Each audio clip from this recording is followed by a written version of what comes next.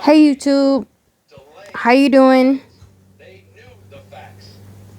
I'm thinking about changing my name because right now on my headline I have Ray, R-A-E, but I'm thinking about changing it to That's So Raven in the Will of God or something like that. I have no idea, but I know I'll be zoning out.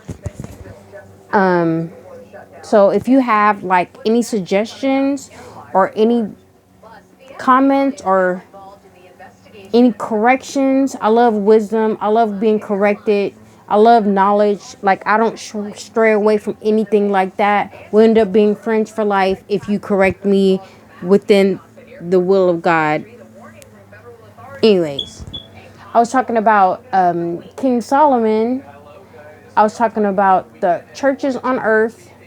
Not every last one of them. There may be a few of them or a handful of them, but to those who apply, and I was talking about God, the will of God. All right, so King Solomon was the wisest man on earth. Dang, what is this?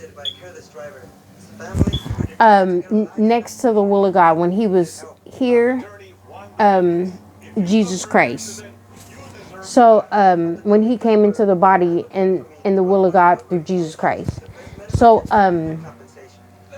he ruled a really good kingdom. Like he was the last king. He stayed in the kingdom. He had the best kingdom. Everything that God gave him through the grace of God, he used towards the kingdom. He was so favored through the grace of God because his father was David was favored through the grace of God. That there's nowhere on earth that can contain God. There's nowhere here that can be that would be suitable for him to be in his light. So Solomon prayed for permission for God to give him to build a temple outside of the mind. People can see.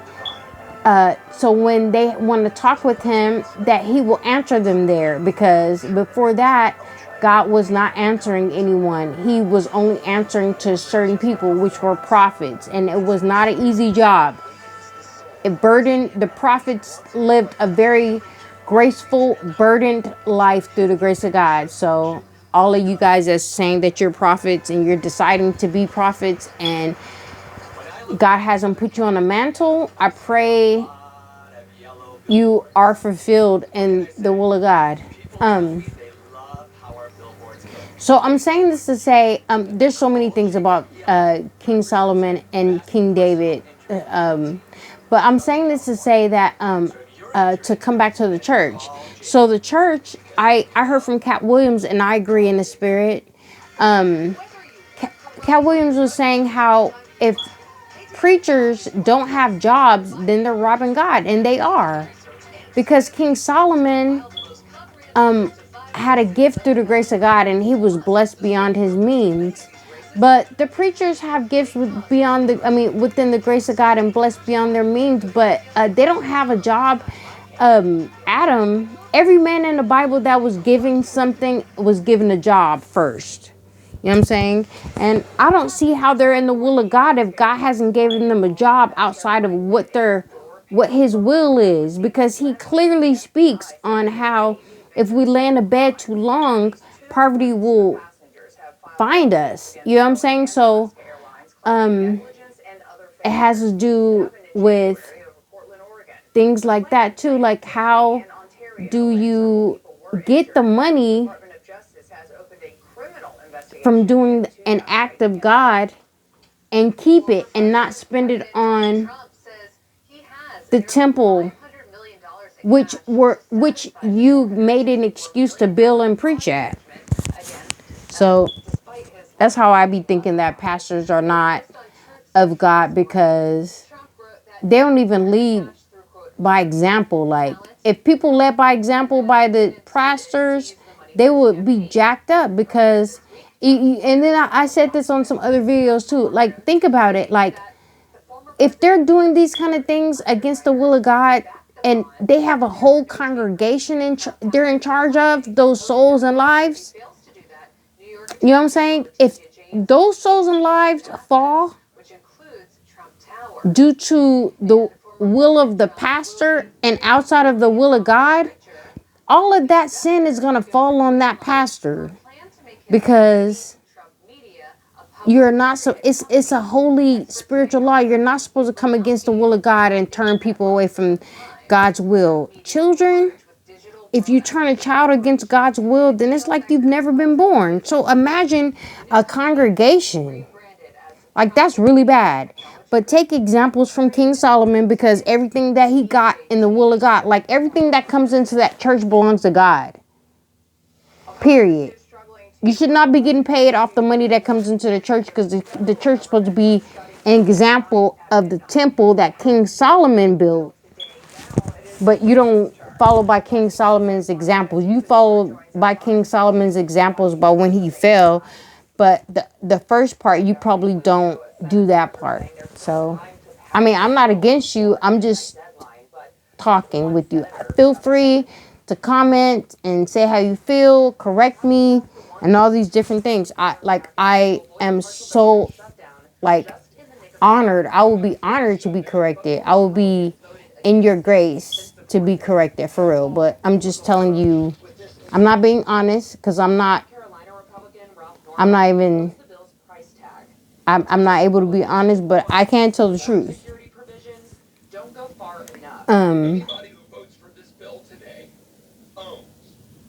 It's just crazy. It's super crazy. They found his father in the field with tending to sheep. He was the youngest kid in his family's house. And they were messing with him then. Like, how can he's not good enough, and he's younger, he don't have this, he don't have that. But God decided to pick him anyway, because God has a will for him. You know what I'm saying? And pastors, I want you to know that God has a will for the people in your congregation.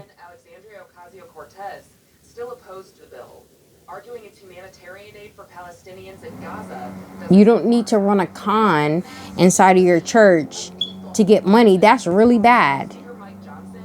A con who built a building to duplicate the building that Solomon built to do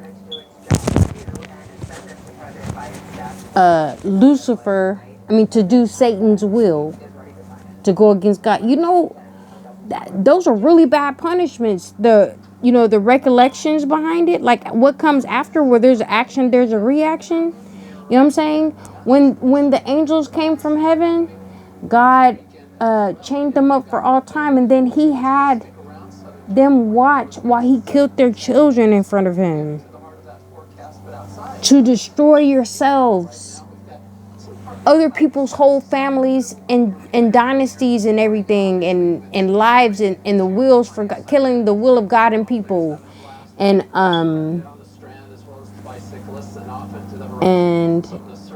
the other stuff, and robbing God. You know what I'm saying?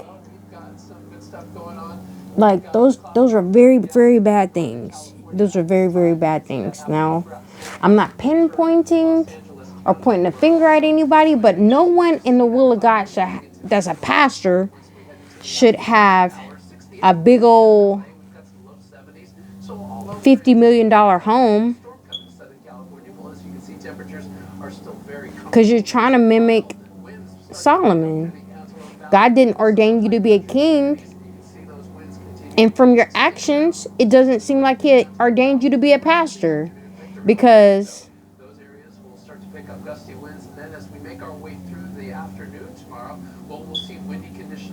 of the actions that you're deciding to take.